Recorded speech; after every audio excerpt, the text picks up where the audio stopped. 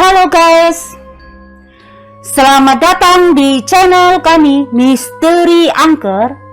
Halo, saya Bloody Mary. Hari ini saya akan menceritakan kisah nyata dari negara Spanyol. Tapi sebelum saya lanjutkan, jangan lupa like, subscribe, share, and comment. Pada malam yang hujan deras pada tanggal 27 November 1992, di stasiun polisi Vallecas di Madrid, Spanyol, menerima panggilan darurat yang aneh. Dari seberang telepon terdengar suara yang gila dan mendesak. Jose Gregorio, seorang polisi bersama beberapa rekan, segera menuju lokasi. Namun, mereka melihat adegan yang sangat aneh. Adegan yang akan menghantui mereka sepanjang hidupnya. Kejadian ini dikenal sebagai satu-satunya peristiwa supranatural yang tercatat oleh polisi Spanyol dan kemudian dijadikan dasar sebagai untuk film Veronica oleh perusahaan Netflix. Demikian pula cerita berikut telah diadaptasi.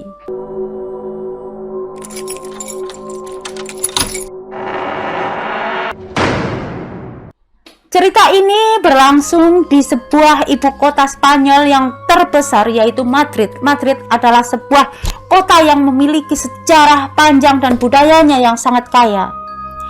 Madrid memiliki banyak tempat bersejarah dan budaya yang terkenal. Selain itu, Madrid juga merupakan pusat bisnis dan keuangan yang penting. Ini adalah kota yang penuh dengan energi dan pesona yang menggabungkan budaya modern dan tradisional, sehingga menarik banyak pengunjung dan penduduk dari seluruh dunia. Pada tanggal 1990 di Madrid, Spanyol, Concepción Gutiérrez, ayah dari Concepción, berada dalam kondisi yang kritis di rumah sakit. Concepción mengumpulkan anak-anaknya untuk terakhir kalinya untuk melihat kakeknya mereka. Namun, pertemuan keluarga yang terakhir ini bisa dikatakan sebagai partisipasi yang dipaksakan daripada tindakan yang tulus. Karena hubungan antara Concepción dan ayahnya sangatlah buruk, yang membuat kakek ini sangat membenci cucu-cucunya. Bahkan dilaporkan bahwa kata-kata terakhir yang diucapkan di telinga cucu perempuannya yang berusia 16 tahun, Estefania, adalah sebagai berikut. Jika aku tidak dapat menyakitimu di kehidupan ini, aku akan menyakitimu di kehidupan selanjutnya. Dengan demikian, keadaan penuh kebencian tersebut, sang tua pun meninggal. Tidak lama kemudian, dikatakan peristiwa-peristiwa aneh dalam keluarga ini selama beberapa tahun ke depan sebagian besar berakar dari saat ini. Beberapa bulan kemudian, seorang teman, Estefania, pacarnya, meninggal dalam kecelakaan sepeda motor. Dalam kesedihan mereka, salah satu dari mereka mengusulkan untuk menggunakan papan Ouija dengan harapan dapat menghubungi orang yang telah meninggal. Ouija board juga dikenal sebagai papan VG, papan roh atau papan pembicaraan. Saya yakin tidak asing bagi banyak orang. Ini adalah sebuah papan yang datar yang memiliki 26 huruf dengan angka 0 hingga 9 serta kata-kata ya, tidak, selamat tinggal, dan beberapa simbol lainnya. Saat digunakan dalam sebuah sinse atau upacara panggilan arwah, peserta biasanya meletakkan jari mereka ke atas plancet yang berbentuk miring, yang berbentuk mirip hati, atau alat penunjuk yang bisa bergerak. Ketika papan kecil tersebut digerakkan, kita dapat menguraikan pesan yang ingin disampaikan oleh roh kata demi kata. Legenda mengatakan bahwa papan panggilan arwah pertama kali dibuat dari papan peti mati. Orang yang biasanya menggunakan kuijobot dalam 3 situasi ketika mereka ingin berhubungan dengan orang yang telah meninggal, orang yang masih hidup ingin mengetahui sesuatu, ketika mereka ingin berhubungan dengan seseorang yang telah meninggal hanya karena rasa ingin tahu. Ini mirip dengan praktik Ouija di Asia. Semuanya ini digunakan untuk berkomunikasi dengan roh. Tetapi perlu diingat bahwa hal semacam ini sangatlah berbahaya di dalam atau di luar negeri. Banyak kasus di mana pemain kuijobot mengalami gangguan oleh entitas jahat, bahkan ada yang kehilangan nyawa. Saya sangat menyarankan agar semua orang tidak mencoba hal-hal semacam ini. Kembali ke topik utama. Teman Estefania suatu hari mengatur pertemuan rahasia dengan beberapa teman sekelas di sekolah setelah jam pelajaran. Mereka diam-diam berkumpul untuk menggunakan kuijobot dan mulai sesi sense. Namun di tengah proses mereka ketahuan oleh seorang guru yang lewat, yang segera memberikan peringatan kepada mereka dan memecahkan kayu papan itu menjadi 2 bagian. Para teman yang pernah bermain kuijau atau pengembangan tinta pasti tahu bahwa yang paling dihindari dalam permainan semacam ini adalah gangguan yang tiba-tiba dan tidak mengirimkan roh dengan benar. Konon, saat itulah sekelompok asap putih memancar dari papan tersebut, berputar sebentar ke atas papan dan kemudian menghampiri Estefania yang secara tidak sengaja menghirup asap tiba-tiba itu. Setelah menghirup asap tersebut, Estefania pada saat itu belum merasakan aneh. Namun, setelah dari hari kedua sinse, kondisi fisik Estefania mulai mengalami perubahan dan kesehatan mentalnya pun mulai merosot. Tidak lama kemudian, kondisi kesehatan Estefania semakin memburuk. Menurut keluarganya, dia mulai mengalami insomnia yang parah dan serangan kejang yang tiba-tiba. Pada suatu waktu tubuhnya menjadi sangat kaku, matanya menjadi putih, dan selama serangan-serangan ini dia mengeluarkan buih dari mulutnya. Ibunya Conception Gutierrez bahkan mencatat bahwa Estefania sering duduk sendirian tanpa merespon apapun, bahkan kadang-kadang mengeluarkan suara mendalam.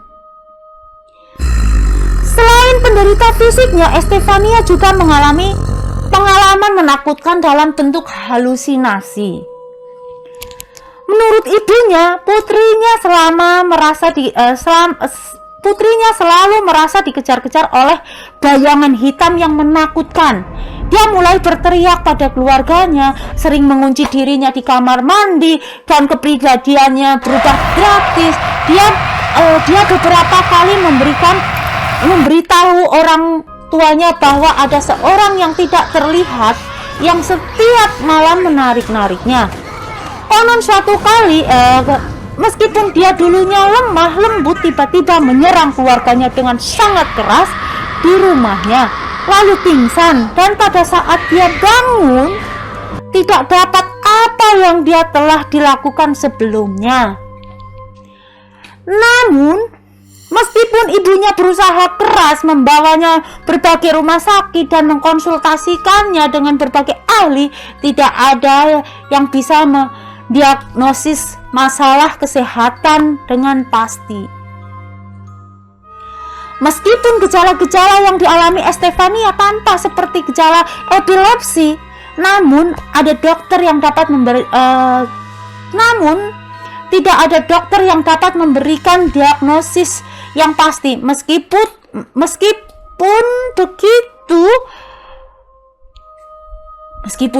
dia diagnosis dengan epilepsi, beberapa gejala kasus yang dialami di dalam rumah tidak dapat sepenuhnya dijelaskan. Dan dia diberi beberapa obat untuk mengobati epilepsinya, tetapi kondisinya tidak membaik. Akhirnya dokter segera menjelaskan kondisi Estefania sebagai kegilaan mental. Namun ada juga yang percaya bahwa Estefania mungkin diganggu oleh entitas jahat, dan bahkan menganggap bahwa kakeknya yang sudah meninggal ikut terlibat dalam hal ini. Sayangnya, kondisi Estefania akhirnya tidak dapat diatasi dan penderitaan fisik dan mentalnya berlanjut selama beberapa bulan semakin parah. Pada bulan Agustus 1991, dia mengetahui bahwa bayangan manusia gelap yang dia lihat seseorang sedang memanggilnya. Beberapa hari kemudian, pada suatu malam, Estefania yang berusia 19 tahun meraih kepalanya dengan tangannya. Tubuhnya terus-menerus mengalami serangan kejang dan dia mengeluarkan buih atau busa dari mulutnya. Ketika dia dibawa ke rumah sakit terdekat, dia sudah dalam keadaan koma. Dan 3 jam kemudian dokter mengumumkan bahwa Estefania meninggal dunia karena gangguan pernafasan yang disebabkan oleh serangan tersebut. Keluarga Gutierrez tidak mendapatkan kedamaian setelah kematian Estefania karena mereka juga dirundung oleh entitas jahat yang selalu mengganggu Estefania dan bahkan yang mengantarkannya ke kuburan. Konon beberapa hari setelah kematian Estefania, di kamar tidurnya tidak dihuni terdengar suara ketakutan aneh ketika pintu dibukanya. Ibunya, Conception Gutierrez, menemukan semua barang di dalam kamar tersebut. Di seluruh tempat selain itu, di rumah mereka sering mendengar tawa seorang tua yang bergema di lorong. Pada tahun 1992, keluarga Conception Gutierrez diwawancarai karena sebuah laporan berita tentang peristiwa berhantu di Vallecas. Berdasarkan laporan berita, keluarga mereka mengalami serangkai peristiwa yang mengganggu, termasuk suara-suara yang tidak jelas terdengar dari kamar mandi tanpa alasan yang jelas. Suhu dalam ruangan tiba-tiba turun drastis. Seringkali muncul bayangan hitam yang berkedip di koridor rumah. Pada suatu waktu, ayah Estefania, Maximiliano, sedang bermain dengan anaknya Maximilian di kamar, dan dikatakan ada kekuatan tak terlihat yang mengangkat anaknya itu dan melemparkannya ke sisi ruangan. Setelah itu, seluruh keluarga mengeklaim mengalami berbagai peristiwa aneh di rumah mereka. Suatu malam ketika keluarga Estefani sedang duduk di ruangan tamu, pintu koridor tiba-tiba terbuka dengan keras, diikuti dengan suara-suara ketukan yang tidak terlihat menghantamkan dinding. Orang tua Estefani sangat terkejut oleh situasi yang sangat tak terduga ini, dan mereka langsung menutup pintu dan menggunakan sofa untuk memblokirnya atau untuk menghadangnya. Mereka bahkan menambahkan beberapa hiasan marmer yang berat di atas sofa untuk mencegah pintu koridor tersebut terbuka lagi. Namun barang-barang ini tetap terbuka oleh kekuatan yang tak terlihat, dan perabotan di dalam ruangan tersebut, di seluruh tempat, beberapa barang yang tergantung di dinding mulailah berjatuhan satu persatu. Ketika Concepción Gutierrez, ibu Estefany, mengambil foto almarhum putrinya yang jatuh ke lantai, dia terkejut saat melihat bahwa foto Estefania mulai terbakar sendiri dari tengah wajah, dan paling anehnya, api berhenti tepat di pinggir bingkai foto. Beberapa bulan setelah kematian Estefania, rumah mereka konon mengalami banyak fenomenal supernatural. Pintu-pintu seakan-akan membuka dan menutup sendiri secara keras, dan semua peralatan rumah tangga berfungsi sendiri secara otomatis. Keluarga Estefania bahkan mulai melihat bayangan manusia yang mengelilingi tempat tidurnya dan perabotan mereka. Pada malam hari, bayangan-bayangan itu bergerak dengan cepat, dan cara merangkak menggunakan tangan mereka untuk menyeret tubuhnya mereka. Pada suatu malam, saudara perempuan Estefania merasa ada kekuatan tak terlihat yang menekan tubuhnya saat dia tidur, dan dia merasa ada tangan mencekamnya dengan kakinya. Keluarga Gutierrez sangatlah ketakutan dan mengalami kehancuran mental. Peristiwa yang terjadi, akhirnya mereka memutuskan untuk mengundang seorang ahli untuk mencari bantuan. Solusinya, kemudian seorang paranormal bernama Burke datang ke rumah keluarga Gutierrez untuk mencoba membersihkan rumah mereka dari gangguan supranatural. Proses eksorisme ini dilaporkan oleh sebuah stasiun radio setempat pada tanggal 14 Oktober 1900. Una de la chica que al fin y al cabo pues la veo buena, pacífica, y otra energía pues que supuestamente podría ser del abuelo, que la veo bastante negativa, bastante insultante y bastante amenazadora. Y es esta energía negativa del abuelo la que, según la vidente Lola, ocupa su cuerpo cuando ella entra en trance para comunicarse con la niña. ¡Vuelve! ¡Vuelve! ¡Vuelve! ¡Vuelve!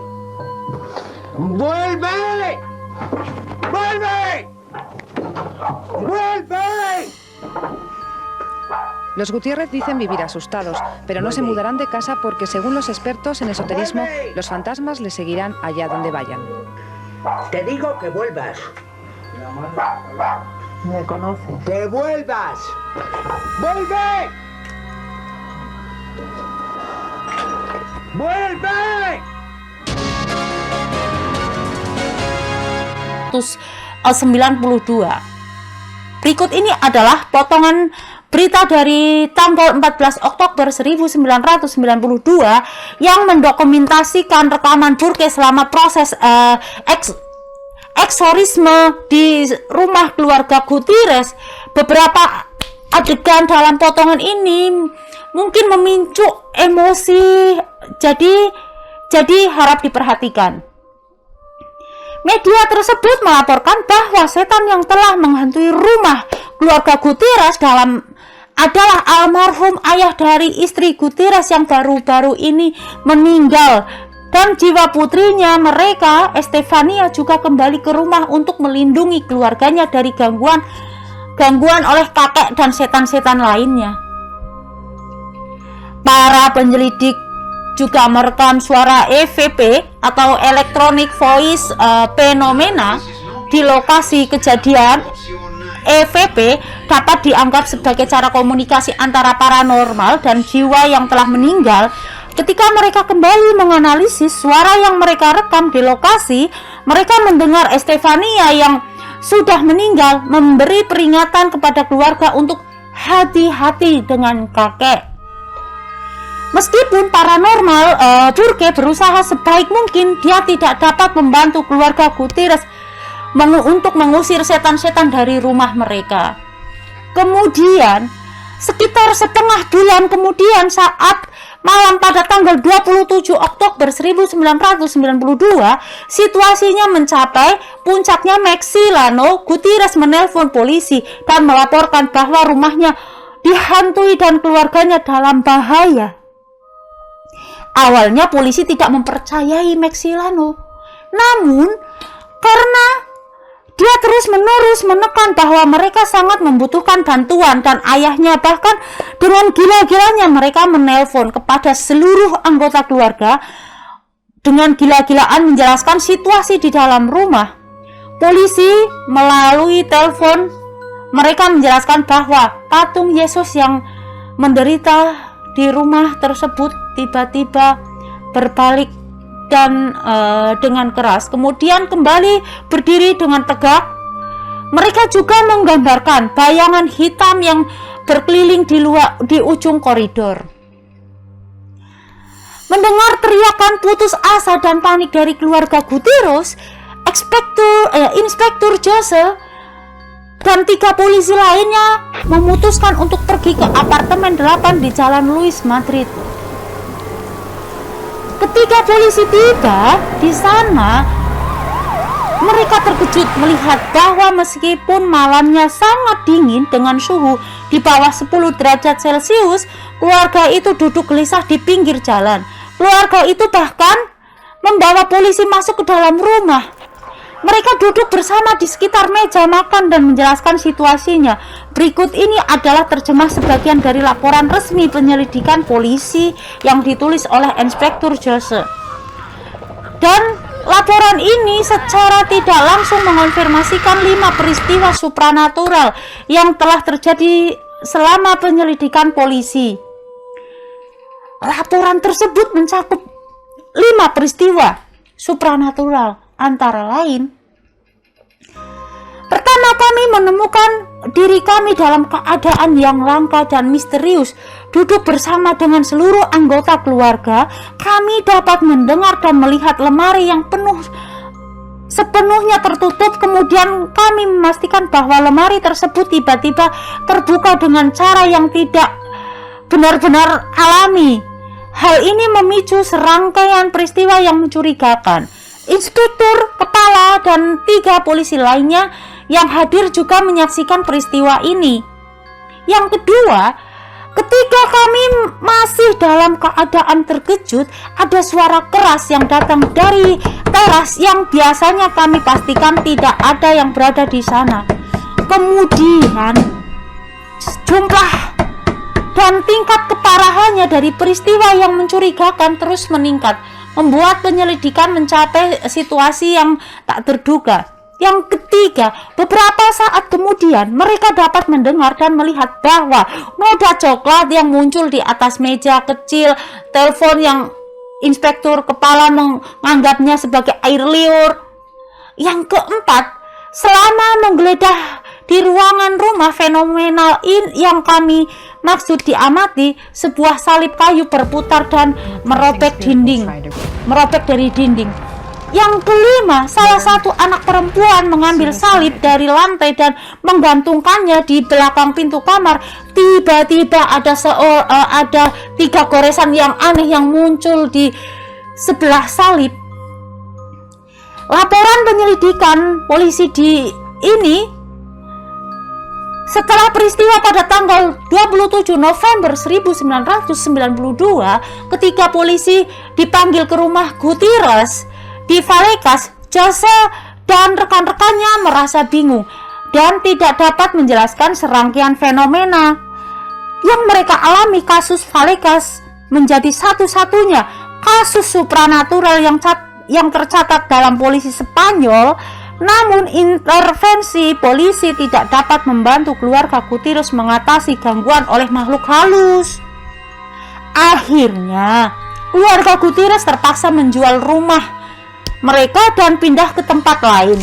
Yang anehnya adalah setelah mereka pindah dari apartemen di Jalan Luis Madrid nomor 8, kejadian-kejadian aneh tersebut tidak pernah terjadi lagi. Oleh karena itu, kasus Vallecas setidaknya hingga saat ini masih menjadi misteri yang sulit dilupakan. Laporan penyelidikan polisi juga telah membuat kasus ini menjadi terkenal. Pada tahun 2006, acara televisi supranatural yang populer di Spanyol, Puerto Miliano, menyelidiki kediaman keluarga Gutierrez di Vallecas, Madrid. Setelah menyelesaikan episode tersebut selama proses penyutingan, tim produksi mengeklaim bahwa mereka menemukan suara misterius ketika mewawancarai orang tua Estefania di rumah baru mereka. Kami belum memulainya. Menurut Anda, siapa yang mengucapkan kalimat ini? Apa maksud dan maknanya? Semua orang boleh berdiskusi di area pesan. Cerita kita berakhir di sini. Jika Anda menyukai channel saya, jangan lupa untuk menyukai berlangganan, berbagai, dan aktifkan lonceng kecil agar tidak ketinggalan video terbaru dari saya. Sampai jumpa, bye bye.